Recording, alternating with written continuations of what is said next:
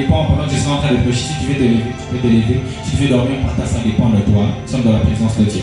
L'histoire commence comme ceci. On est en train de parler de 1 Samuel chapitre 10, un verset que tu connais. C'est le prophète Samuel qui est en train de parler à Saül. Il dit, après m'avoir rencontré, tu rencontreras une troupe de prophètes. Tu prophétiseras avec eux. Tu seras quoi? Changé en un autre homme.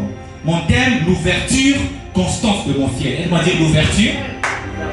Oh, l'ouverture constante de mon ciel. Maître, j'ai compris quelque chose. Il y a des gens qui ont très bien chanté. Mais après 2 ans, on ne chante plus ces chansons. Ce n'est pas que tu as mal chanté, tu as très bien chanté. Mais le problème, c'est que ton ciel n'était pas constamment ouvert. Le problème ici, on ne veut pas que le ciel s'ouvre simplement. Quand le ciel s'ouvre sans programme, quand le ciel se déchire, c'est une urgence. J'ai dit quand le ciel s'ouvre sans programme, mais quand il se déchire, c'est une urgence. Ça veut dire, Dieu est en urgence aujourd'hui pour bénir quelqu'un. Je prie le Seigneur, tu gardes le ciel ouvert. Et le texte commence comme ceci, on dit, après m'avoir rencontré, tu rencontreras un groupe de prophètes. La plupart des personnes, si vous prêchez ce texte, ils vous diront, Saül rencontre une troupe de prophètes. La chose qui m'étonne, première des choses, c'est qu'avant ça, la Bible déclare, tu partiras près du sépulcre de qui? Des Rachel. Il y avait là 2 hommes. Frère, on vient de te prophétiser, tu pars au cimetière, tu pars à quoi? On vient de te donner l'onction. Tu viens de rencontrer Samuel. Tu pars au cimetière, tu pars faire quoi? Parce que c'est les sépulcres. La première des choses qui m'étonne, c'est que lorsque Samuel est avec Saül, il fait une chose, il lui donne les gigots. Aide-moi dire les gigots. En fait, les gigots, c'est la queue ou bien la nourriture de prêtre.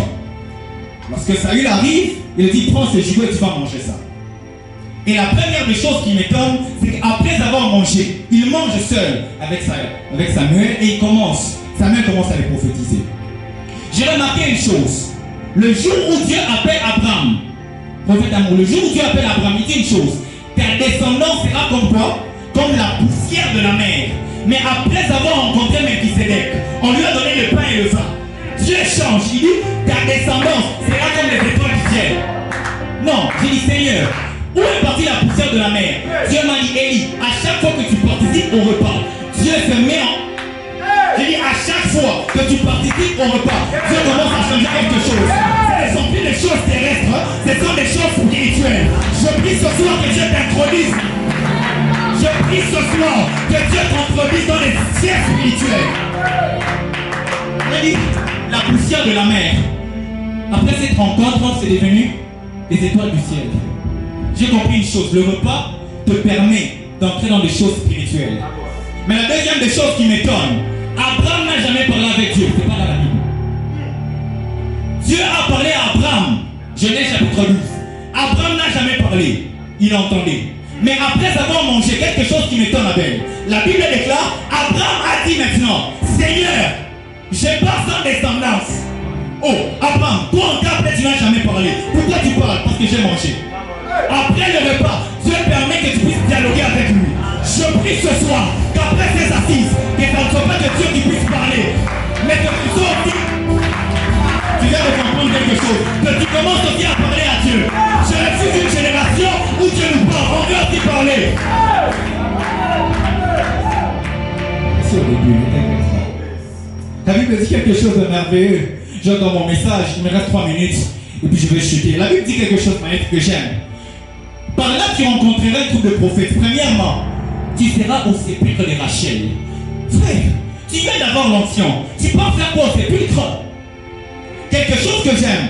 Dans Genèse chapitre 31, la Bible est en train de dire, alors que Rachel était enceinte de Joseph, elle avait des contractions. Elle venait de voler les télébesses de son père. La Bible dit, elle enfantait un enfant. Elle lui donna le nom de qui? Benoni. Benoni signifie enfant de la douleur. Jacob comprit cela et dit non, on va changer de nom. Avant qu'elle puisse mourir, il change. Dit quoi? Benjamin, enfant de ma main droite. Or, Samuel nous dit, tu vas aller au sépulcre, tu vas rentrer au maison. C'était Benoni et Benjamin qu'on devait rencontrer. Parce qu'à chaque fois que tu rencontres Dieu au sépulcre, Dieu permet que tu puisses disparaître afin qu'il puisse apparaître. En fait, c'était la crucifixion du vieil homme. Le vieil homme devait disparaître et Benjamin devait naître. Parce que Saül vient de là. Saül vient d'où? Donc Saül devait enlever la loi qui le tenait. C'est pourquoi Saül va là-bas, pour porter le nom de Benjamin. Mais ce n'est pas ce qui m'intéresse dans le texte. La Bible dit quelque chose de merveilleux. Dans Genèse chapitre 30, dans Genèse, on nous dit quelque chose. On dit, alors qu'on a fait les anges, c'est on a fait un songe. Il dit, les panetiers, c'est quelqu'un qui donne le pain au roi. Mais les chansons, c'est celui qui donne la coupe. Or, la coupe et le pain, c'est la Sainte Seine. Donc, c'est après avoir mangé aussi, après avoir vu cette scène, que Joseph va entrer dans la cour royale. Et maintenant, le repas. Le repas. Et quelque chose qui m'étonne, Élisée. La Bible dit quelque chose. On dit, lorsque Joseph regarde, il dit, ton songe est bizarre. Tu as vu 3 corbeilles. Et tu as vu le corbeau en train de prendre ça. La Bible dit quelque chose de merveilleux.